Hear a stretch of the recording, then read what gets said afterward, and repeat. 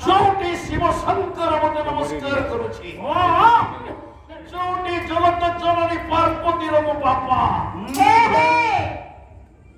मु बड़ हेबिनी कोन तू बड़ ओ एटा ए गुणर बड़ा तू आउ तो कोन कहि कोन सब कहब सार मो मां माने मरम कथा कहब से दिसुटा जानछु कोन मरम कथाटा हिमाल माध्यला कहिया कोन जानछु कहलु मरम कथाटा कोन नृसिंह पुराण पीताम्बर दास आज्ञा कोटी पद दउ कोन कहिले ओए अपुत्र कमक जे भारे रामा भारे भारे राजा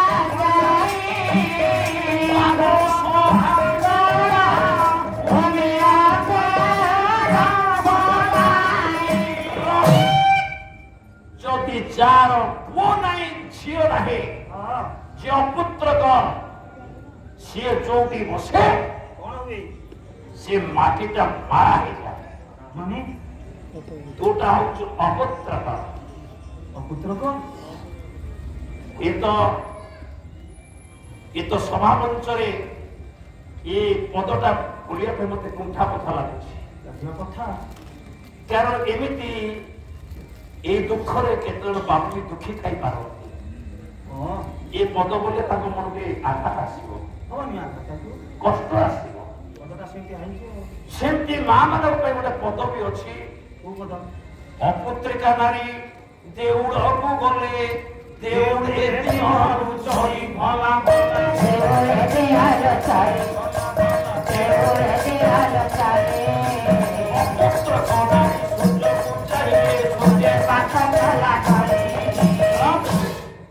एमती अनेक पद अपुत्र को नारीर मुह चाही गले कार्यकाल सफल हुए ना देउड़े बितु गले देउड़े दियो रुचि जानती सूर्य मंडल चले सूर्य मंडल मारा ही जाए ताले अपुत्रिका मां माने कोन इत्ते खुशी था नाइलो मां ये पद बोलला बेले कोसी मां मन कष्ट होथबो मोटे मीमांसा रहउछि कोन मीमांसा आमे अपुत्र को अपुत्रिका काम करिबा कोन इबा आसना कथा रे कोन अछि कोन तार कोन तब जेमा तो से अपुत्र को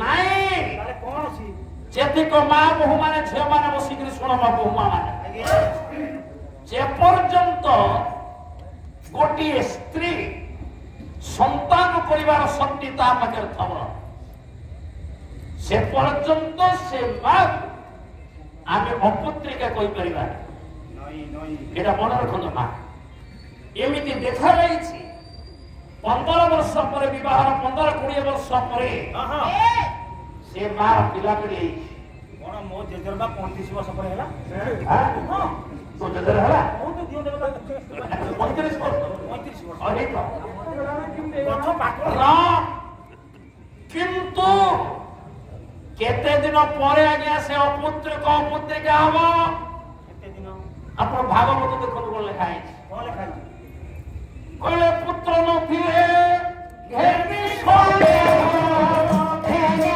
जागे आयु स्वादे में भागे घेरने भागे जे पर्यंत गोटिए मार ऋतुकालीन अवस्था विगत नही अच्छा जो दिन गोटिए मां ऋतुकालीन अवस्था हरइब अर्थात प्रसव कर क्षमता हरइब केते दिन पर्यंत आनुमानिक आप भागवत कहे निज आयुष बेली भाग एटा बुझियो सुन सर्व प्रत्येक गोष्ठी प्रत्येक जातक आमे 200 गणना अनुसार आमर जो 9टा ग्रह नवग्रह को ग्रह महादशा अंतर्दशा पड़ब ताहा 120 वर्ष पर्यंत लागू रहे जातक रेखाई थब आप देखिए प्रत्येक जातक पूर्णायु 120 वर्ष मध्ये पूर्ण 120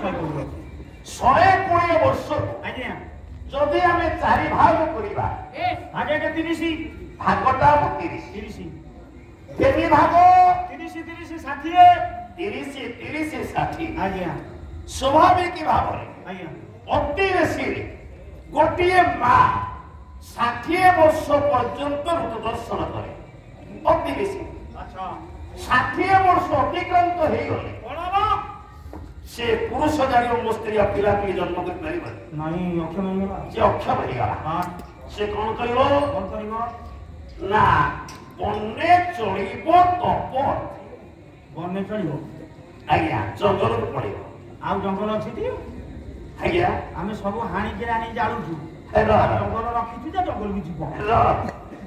ଏ କଥା ଆପଣ ଭାବତ କରୁଛି।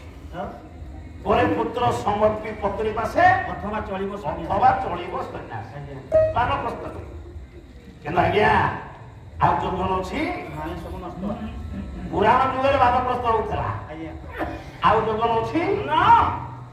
ଆପଣ ମାନେ ରୋଜଗାର କରି ଘର ତିଆରି କରି ସମ୍ପତ୍ତି ତିଆରି କରିଛନ୍ତି। ଗାଡି କରୁଛନ୍ତି। ପିଲାପିଲି ହେଲା ଆଜ୍ଞା ନହେଲା ପରେ ଆପଣ ସ୍ତ୍ରୀକି ନେଇକି ପଳେଇବେ। ସେ ଘର ଦ୍ୱାର ନବ କି? ଭୂତ କୋଠି ହେଇଯିବ। ଆଜ୍ଞା ଭୂତ କୋଠି ହେଇଯିବ ସେ ତାକୁ ଛାଡ଼ିଯିବନି। এটা সম্ভব না না ইট কোয়াইট ইম্পসিবল। এই ঘরে বানপ্রস্থ ঘরে কেমনি বানপ্রস্থ হবে? যে পর্যন্ত স্ত্রী প্রদর্শন করেছি আজ্ঞা সে স্ত্রী অপুত্রিকা দোষের দোষী নুহ কি তার স্বামী অপুত্রক দোষের দোষী নুহ। কেমিতি? পুଣି ଯେତେବେଳେ ଋତୁକାଳୀନ ବନ୍ଦ ହେଇଗଲା ଆଜ୍ଞା ସେ ତାପରେ ମଧ୍ୟ ଯଦି ଆପଣ ଗୋଟେ କାମ କରିବେ ଆଉ ଅପୁତ୍ରକ ଦୋଷ ଲାଗିବନି। କୋଉ କାମଟା କରିବେ? ଅପୁତ୍ରିକା ଦୋଷ ଲାଗିବନି। କୋଉ କାମ? କଣ ଆପଣ ଭାଗବତ ଦେଖନ୍ତୁ। ଆଜ୍ଞା କଲେ ମୋର ଭଗତ ଗୃହେ ଥାଇ ହୋ ପ୍ରାୟ ସେବ ହୋଇ ହୋ ଆପଣ ଯେତେ ବୁଢାବୁଢୀ ଅଛନ୍ତି ଆପଣଙ୍କର 60 ବର୍ଷ ହେଇଗଲା ପରେ ସରକାର ରିଟାୟାର୍ଡ କରୁଛି ଭତ୍ତା ଆମେ ପାଇ। କିନ୍ତୁ ଆଜ୍ଞା ଆମ ଆଧ୍ୟାତ୍ମିକ ସାହିତ୍ୟରେ ମଧ୍ୟ ଆଜ୍ଞା ଆପଣ 60 ବର୍ଷ ହେଇଗଲା ପରେ କଣ କରିବେ? ଯୋଉମାନଙ୍କ ପିଲାପିଲି ଅଛନ୍ତି ସଂସାର ଅଛି ପୁଅ ଅଛି ବୋହୂ ଅଛି ହଁ ଯେତିକ ବୁଢୀ ମାଉସୀ ମାନେ ମା ମାନେ ମୋର ପାରାସ ଅଛି ହଁ ଯୋଉଗୁରା ଧଳା କେଶ ହେଇଗଲା 60 ବର୍ଷ ହେଇଗଲା ଆଜ୍ଞା ଆପଣ ଅତିଥି ଭଳିଆ ଘରେ ଚଳିବେ। କଣ ନିଜ ଘରେ ଅତିଥି ଭଳିଆ ରହିବେ? କୁଣିଆ ଭଳିଆ ଘରେ ଚଳିବେ। ଆଉ କଣ? ଆମ ଭାଗବତ ଏଣୁ ଅତିଥି ପ୍ରାୟ ହଁ ନିଜ ଆମେ ଅନୁଷ୍ଠାନକୁ ଆସିଲୁ ଆପଣଙ୍କର ସାରଳା ସାଂସ୍କୃତିକ ପରିଷଦ ସାର୍ ଘର ଦେଖେଇଦେବେ। ହଁ ତ ତା କାମ ନଥିବ। ଆପଣ ଏଇଠି ରହିବେ ଏଇ ବେଡ ଉପରେ ଶୋଇବେ ଏଇଆ ଖାଇବେ। ସାର୍ ଆମେ କହିଛୁ ମୁଁ ଡନଲପ୍ ବେଡ୍ ଦିଅ ନାଇଁ ଯୋଉ ଗରମ ହଉଛି ହଁ କହିଛୁ ଏସି ଲଗା କୁଲର ଲଗା ଆମେ କହିଛୁ। କୁଲର ଲଗା ନା ଯାହା ଦେଲେ ଆମେ ଖାଉଛୁ ନା କହିଛୁ ଆଜ୍ଞା ବିରିୟାନୀ ଦିଅ ହଁ କି ମଟନ ଦିଅ ନା ଏ ତ ଠାକୁର ସ୍ଥାନ ହଁ କିଛି ବରାଦ ନା ସବୁ ସାଧା ଉପରେ ଚାଲିଛି ଆଉ। କାରଣ ଆମେ ଜାଣିଛୁ ଆମେ 3 ଦିନ ପାଇଁ କୁଣିଆ ଆଜ୍ଞା କୁଣିଆ ଯେମିତି ଘରେ ଚଳେ ହଁ ହେ ବୁଢୀ ମା ମାନେ ହେ ବୁଢା ବାପା ମାନେ ଯେତିକ ବସିଛ ହଁ ହଁ 60 ବର୍ଷ ହେଲା ପରେ ମନେ ରଖ ଘରେ କୁଣିଆ ଭଳିଆ ଚଳିବ। ଆଉ ଯୋଉ ବୁଢା ବୁଢୀ ଘର ଉପରେ ସମସ୍ୟା ଉପରେ ପିଲା ଛୁଆଙ୍କ ଉପରେ ଆଜ୍ଞା ବରାଦ କରନ୍ତି ଏଇଟା ହେଲାନି ସେଇଟା ହେଲାନି ସେଇଟା ହେଲାନି ଏଇଟା ଖାଇବିନି ଏଇଟା ଖାଇବିନି ସେଇ ବୁଢା ହଇରାଣ ହୁଏ ସେଇ ବୁଢୀ ହଇରାଣ ହୁଏ। ଆଉ ଦେବେନି ଗୁଣ୍ଡି ତ ଗୁଣ୍ଡି ଆମ ଭାଗବତ କହୁଛି ଅତିଥି ଭଳିଆ ଚଳ। ପୁଅ ଯାହା କଲା କଲା ବୋହୂ ଯାହା କଲା କଲା ଦେଖିବ ମା ଅବଶିଷ୍ଟ ଜୀବନ ତୁମ ଶାନ୍ତିରେ କଟିଯିବ। ସେଇ ବୋହୂ କହିବ ଶାଶୁ ମା ମୋର ଭାରି ଭଲ ଭାରି ଭଲ ଶାଶୁ ମୁଁ ଭୁଲ କଲେ ହଁ ଠିକ କଲେ ହଁ ନାଇଁ ହଁ ତେଣୁ ଏଣୁ ଅତିଥି ପ୍ରାୟ ହୋଇ ମୋର ଭଗତ ବୁଢୀ ଥାଏ ଯାହାର ପିଲାପିଲି ନାହିଁ ସେ କଣ କରିବ? ପ୍ରଭୁ ଅଛନ୍ତି ନା ଯଦି ପ୍ରଭୁକୁ ଆମେ ପୁଅ ରୂପେ ଗ୍ରହଣ କରିଦେବା ଓହୋ ଏ ବାଳ ଗୋପାଳ ତୁ ମୋର ଆଜିଠାରୁ ପୁଅ ମୋର ପୁଅ କେହି ନାହିଁ। ଯଦି ପ୍ରଭୁ ଆମର ପୁଅ ହେଇଗଲା ବାପା ମା ହେଇଗଲେ ଆଉ ଅପୁତ୍ରର ଦୋଷ ରହିବ ନାଇଁ ନା